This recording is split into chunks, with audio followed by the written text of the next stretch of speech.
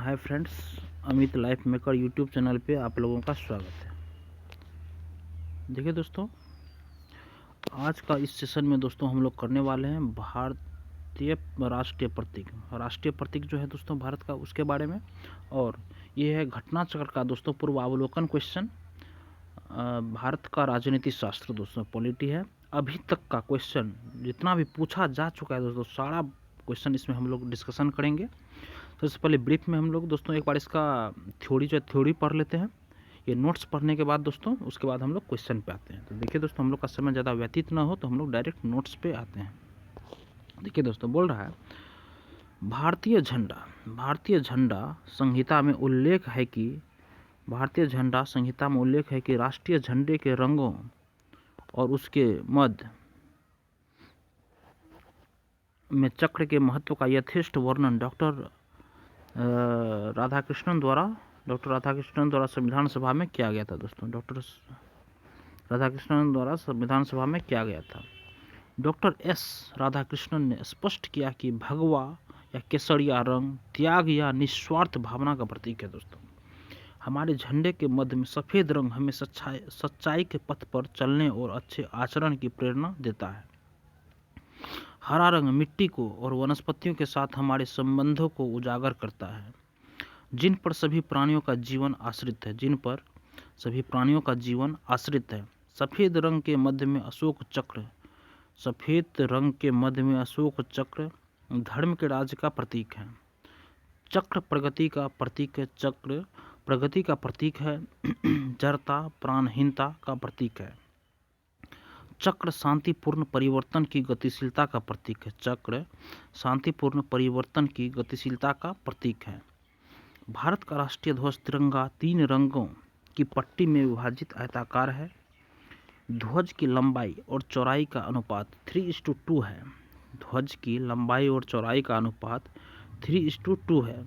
सबसे ऊपरी पट्टी में गहरा केसरिया रंग साहस प्रदर्शन, बीच में श्वेत शांति और सच्चाई का प्रतीक, और सबसे नीचे हरी पट्टी उर्वरता तथा समृद्धि का प्रतीक है।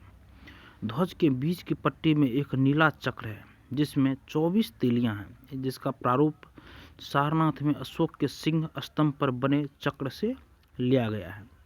यह न्याय का प्रतीक है। पिंगली वेंकैया द्वारा भारतीय राष्ट्रीय ध्वज को तैयार किया गया। संविधान सभा द्वारा 22 जुलाई 1947 को राष्ट्रीय ध्वज का वर्तमान स्वरूप स्वीकृत किया गया।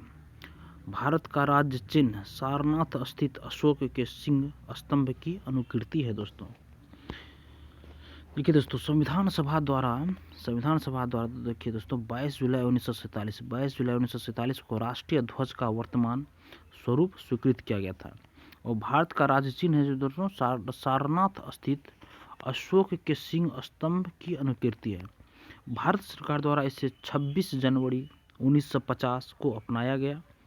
इस पर नीचे देवनागरी लिपि में इसमें दोस्तों राज के चिन्ह है भारत के प्रति। इसमें नीचे देवनागरी लिपि में सत्यमेव जयते लिखा है, जो मुंडकोपनिषद से लिया गया है। भारत का राष्ट्रगान जन गण मन 24 जनवरी 1950 को संविधान सभा द्वारा आधिकारिक रूप में अंगीकृत किया गया दोस्तों।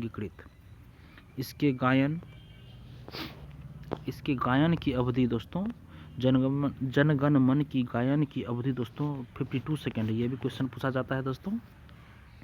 और है 27 दिसंबर 1911 को भारतीय राष्ट्रीय कांग्रेस के कलकत्ता अधिवेशन 27 दिसंबर 1911 को भारतीय राष्ट्रीय कांग्रेस के कलकत्ता अधिवेशन में इसे पहली बार गाया गया था। यह रविंद्रनाथ टैगोर द्वारा रचित गीतांजलि से लिया गया है। यह दोस्तों रविंद्रनाथ टैगोर द्वारा रचित गीतांजलि से लिया गया है। वंदे मातरम वर्ष 1950 में वंदे मातरम जो है दोस्तों वर्ष 1950 में भारत के राष्ट्रीय गीत के रूप में अंगीकृत किया गया था दोस्तों। वंदे मातरम दोस्तों 1950 में भारत के राष्ट्रीय गीत के रूप में अंगीकृत किया गया था। राष्ट्रीय गीत वंदे मातरम बंकिम चंद्र चटर्जी द्वारा लिखित उपन्यास आनंद मठ से लिया गया है। और राष्ट्रीय गीत वंदे मातरम दोस्तों बंकिम चंद्र चटर्जी द्वारा लिखित उपन्यास आनंद मठ से लिया गया है। इसे 1896 ईस्वी में भारतीय राष्ट्रीय कांग्रेस के अधिवेशन में पहली बार गाया गया था। और इसे दोस्तों 1886 ईस्वी में भारतीय राष्ट्रीय कांग्रेस के अधिवेशन में पहली बार गाया गया था। उसके बाद है दोस्तों भारत का राष्ट्रीय कैलेंडर। भारत का दोस्तों राष्ट्रीय कैलेंडर शक संवत पर आधारित है। ये भी क्वेश्चन है कि दोस्तों भारत का राष्ट्रीय कैलेंडर शक संवत पर आधारित है। 22 मार्च 1957 को अपनाया गया था। भारत का राष्ट्रीय कैलेंडर 22 मार्च 1957 को अपनाया गया था दोस्तों। चैत्र माह से इसकी शुरुआत होती है। चैत्र माह से दोस्तों इसकी शुरुआत होती है और अंतिम माह इसका फागुन होता है। चैत्र से शुरुआत और अंतिम माह फागुन होता है। इसे ग्रेगोरियन कैलेंडर के साथ अपनाया गया है और इसे दोस्तों ग्रेगोरियन कैलेंडर के साथ अपनाया गया है। सामान्यतः चैत्र माह की शुरुआत 22 मार्च को, जबकि लीप वर्ष में 21 मार्च को होता है। देखिए चैत्र माह की शुरुआत वैसे तो 22 मार्च को होता है, जब लीप वर्ष आती है तो उसमें 21 मार्च को इसकी शुरुआत होती है दोस्तों। अब देखिए गंगा की डॉल्फिन को भारत के राष्ट्रीय जलीय जीव के रूप में स्वीकार किया गया है। भारत के राष्ट्रीय जलीय जीव के रूप में स्वीकार किया है गंगेय डॉल्फिन को दोस्तों। और इसका वैज्ञानिक नाम है प्लेटानिर्ता गंगेटिका। भारतीय मोर वैज्ञानिक नाम दोस्तों इसका है इसका वैज्ञानिक नाम है दोस्तों पावोक्रिस्टेसस। भारतीय मोर इसका वैज्ञानिक नाम है पावोक्रिस्टेसस।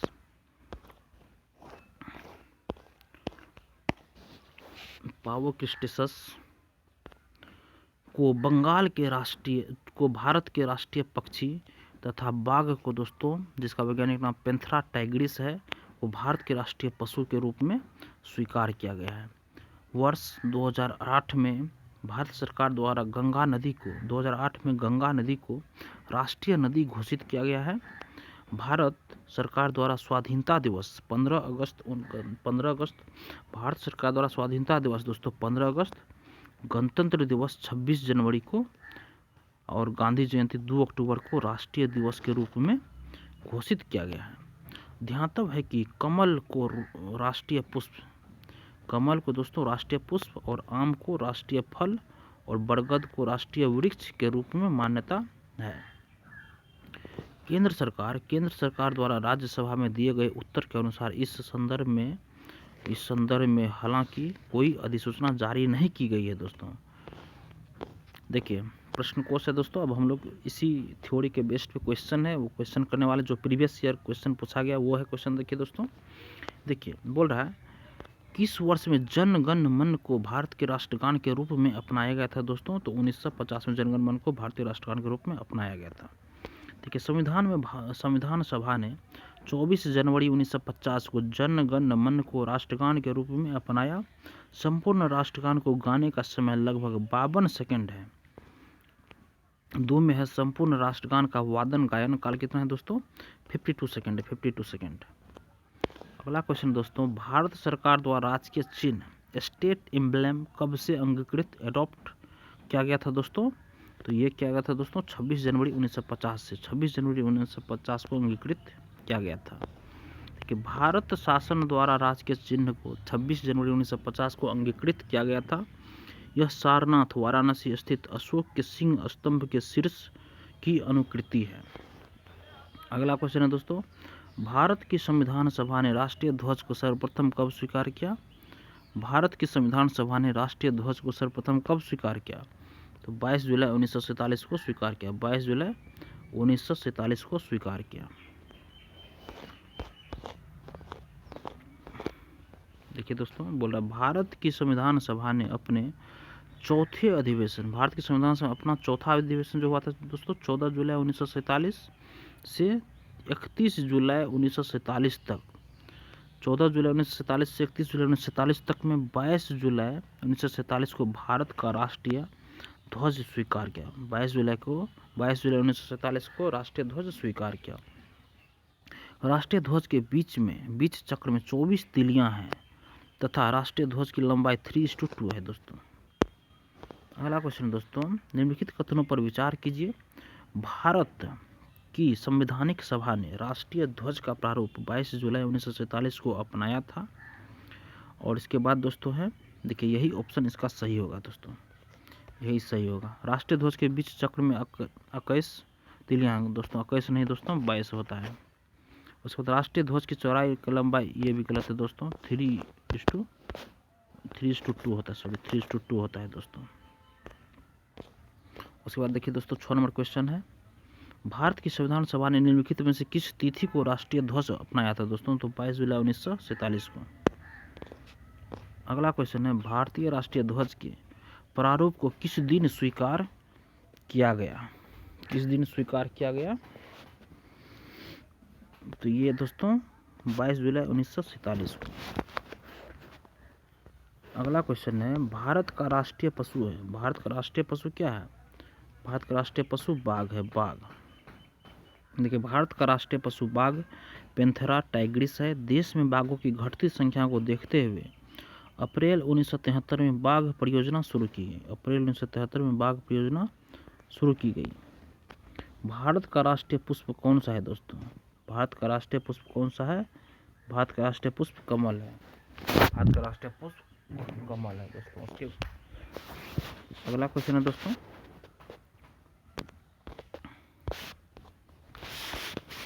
देखिए भारत का राष्ट्रीय पुष्प कमल है, जो भारतीय संस्कृति का प्रतीक है। इसका वैज्ञानिक नाम नेलम्बो न्यूसिफेरा है, नेलम्बो न्यूसिफेरा है इसका वैज्ञानिक नाम पुष्प का दोस्तों, कमल का नेलम्बो न्यूसिफेरा है।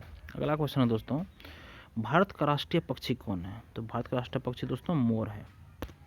देखिए भारत का राष्ट्रीय पक्षी मोर, वैज्ञानिक नाम पावो क्रिस्टेसस है। ध्यातव्य है कि भारत का राष्ट्रीय वृक्ष बरगद, राजकीय पुष्प कमल, राष्ट्रीय फल आम तथा राष्ट्रीय वाक सत्यमेव जयते हैं, जो सारनाथ वाराणसी स्थित अशोक स्तंभ से लिया गया है, जो सारनाथ वाराणसी स्थित अशोक स्तंभ से लिया गया है।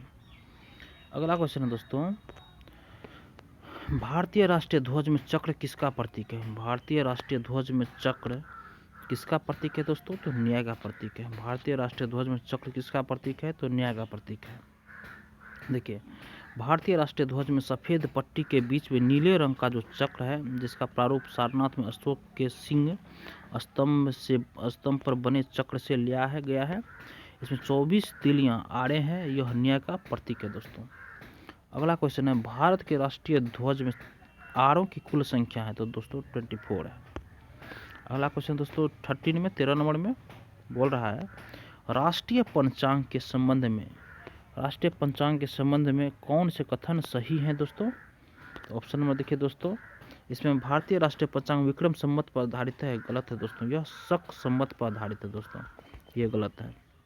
दूसरा है, राष्ट्रीय पंचांग ने 26 जनवरी 1950 को अपनाया गया था, ये भी दोस्तों 26 जनवरी 1950, ये भी गलत है दोस्तों।